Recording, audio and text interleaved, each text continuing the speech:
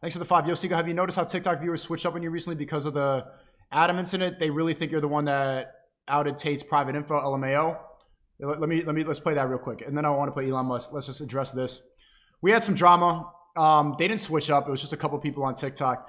And this Valuetainment guy, also, to clear it up, Andrew saw it. Okay, so this goes on TikTok. Somebody clip this up. Andrew said I handled myself well on that podcast. Andrew was glad and said that it seems like I was composed and I didn't expose anything. We're good. I was just talking to Tristan. By the way, remember that millionaire party that Tristan was telling me about?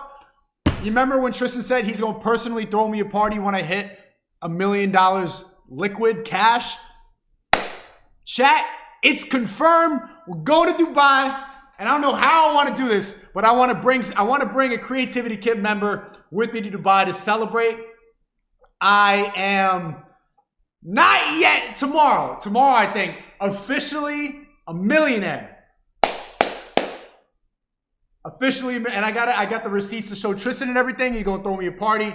I'm very happy about that. Me and the Tates were good. This is not even any drama. I just wanted to clear that up. But we're gonna watch this here. Adam Sosnick apologizes to Andrew Tate. If you don't know, it's not really a big deal. And I don't want to repeat what he said. I'd rather not, obviously. And he called me and apologized as well. He didn't really apologize in this clip. I think he should have. But here's the thing. Before I play this, so basically he revealed some secrets about Andrew that he should not have. It was just not necessary. He did it because it's like, I think it was kind of like a flex. Like, hey, look how much I know Andrew. And I was sitting there like, bro. So anybody on TikTok, whatever the fuck, if you think that I've fucked up anything I didn't, you clearly didn't watch the podcast. And I'm good with Andrew. And Adam apologized to me. He apologized to Andrew. Thank you, Willionaire in the chat. Even through the cancellations, even through all that, still going up, man. I had a great year. It's not over yet. Fourth quarter, chat. We got to keep grinding. Keep our nose to the grindstone. In the stream, we got a big stream today. We're just getting started. But I think this is a good example about how people don't like to listen to people younger than them. Ye has a great line. I don't take advice from people less successful than me. I've had a lot of experiences with people that don't take anything I say seriously because I'm younger than them. And Adam is probably twice my age, something like that, maybe like early 40s, something like that. So he's in a position, especially the stuff I'm talking about from the manosphere, the red pill. People are like, this guy doesn't know shit. And so they'll try to, like, I know more than, they try to lowbrow you the whole time. Which is, I get it. I've had that experience a lot of times, and you just got to be able to bob and weave, just like you do with the soy boys. You just got to bob and weave all the big bro accusations and keep your composure. And I think if you watch that whole podcast, I think I did a good job. Patrick Bet David, it seems like he applied pressure on Adam to clear that up. I don't think he's a bad guy. I just think that he saw my clips, wants to get some clout from the red pill community, wants to like get influencers and stuff on his podcast and like tap into this new generation. And so he has a bunch of influencers like me, Jordan Welch, Fresh and Fit, all these people on, but doesn't really like care about the guests. You know, it wasn't like he didn't really know anything about me. He just like saw a couple clips on TikTok. Hey, this guy is doing well. You should get him on the podcast. So let's watch his apology. Please look at my previous message. Yo, SNEAKO, I'm 20 years old and have no idea how to use the internet or most of technology. I'm artistically good at art. I'm artistically good at art. No, you're not. Yo, SNEAKO, I'm 20 years old and have no idea how to use the internet or most of technology. I'm artistically good at art and have no idea how to network with the internet. What is your advice?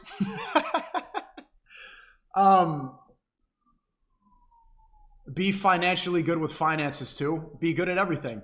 Don't say shit like this.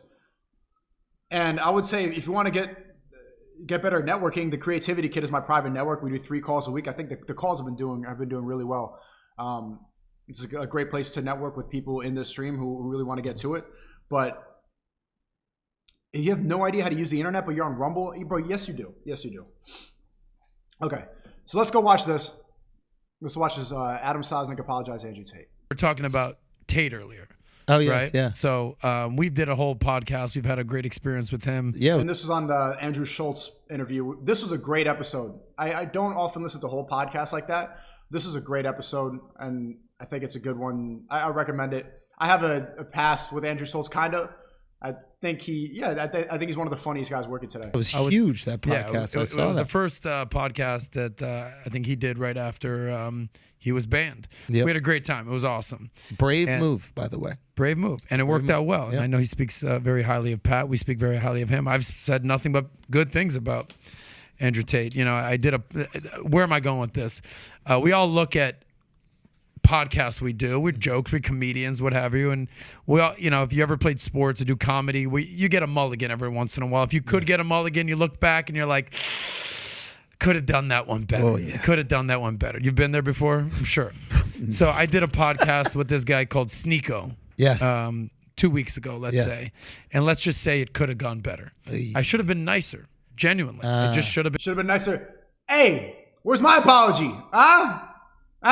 Been nicer. Yeah. Be nice.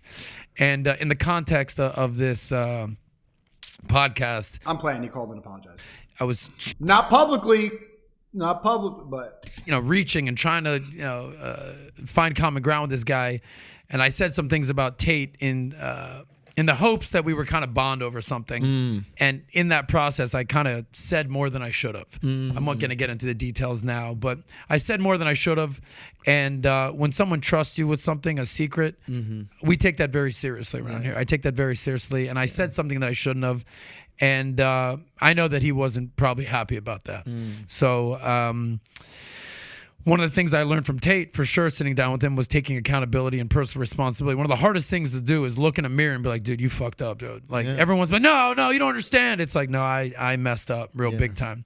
So I wanted to take a second to give a mea culpa, an apology, and I'm sorry to Tate. Did you guys see that boomer word? I see that in the chat. Yeah, like, you ever do a podcast and it's a mulligan? You ever do a mulligan? What the fuck boomer language is that? That's good. Good of you. To Pat. Courage. That's courage. Courage There you right are. there. Yeah. That's right there. And to Pat, because I kind of put you in the middle of To this. Pat? Who else? Apologizing to Andrew Schultz because Andrew- all right, but you're what- in the middle of this now, Vinny. Okay. Forgive it. I'll forgive you. But We all make mistakes, man. we all make mistakes, and Okay, I think where's- the true test of a apologize. man is to Nope. own up to a mistake and say, you know what, I screwed up, and Yep. when you do own up to it and give an apology and move on. You're a good man. and last but not least, apologizing To me? to the audience out Oh, there, because to the we do audience. try to do Yep. the best thing possible and deliver real good product, and we do value your opinions. And Yep. if there's anyone I pissed off by saying things I shouldn't have, I have the deepest apologies. But Good on you. sorry, You're a on- good on man. my part. Good for Good. you. Not easy to do that. No, it's not easy to do. And we talked about it on the flight back, and we said, hey, here's how it is, and and you're manning up to it. So I respect that. Yeah. But awesome. Okay, Thank you, good. bro. You're good with that. All right. And I think this is a good example of why maybe it's not worth taking every opportunity. I would do it again. I don't have anything bad to say about this guy or Valuetainment in general. I think it was the experience was good, except for the questions and stuff like that. But it was like a whole day. Like, I went out to Fort Lauderdale. It was a fucking like an hour drive. Podcast like 3 hours long, hour back. There's traffic. You got the warm. They had a green room and shit. They're treating it like Jimmy Kimmel. Very like boomer 90s energy. And all that happened really was it was a mid-interview. Ended up apologizing. The Gen Zer, the Zoomers on TikTok who are retarded and don't know how to watch anything past a 6-second clip on their phone. Now they're all mad, apparently, from the Rumble rant. So, was it worth that? Was it really worth it? I could have just stayed home. I could have did a stream. I could have worked on a business. I could have done a million things. Sonny Faz, thank you for the 100. Sonny Faz, shout out to him. He reacts to videos with his mom. I'm coming to that fucking party, and congrats on a Millie G. Proud of you. Big Dono, yo, this guy's printed bread right now. What are you, fucking 19 years old? Throwing out $100 Rumble rants? Yo, when that red font comes in, thank you, bro. I don't think it was worth going there. But and maybe it was. There were some good clips out of it. And it's good for the experience, but yeah, this is like, maybe you should go with your gut feeling sometime.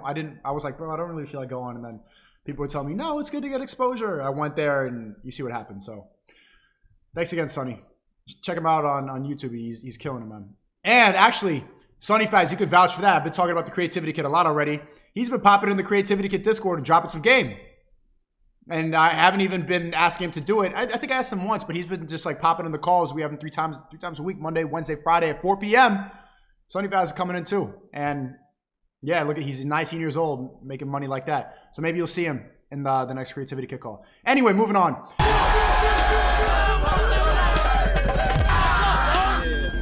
That's it. Your job?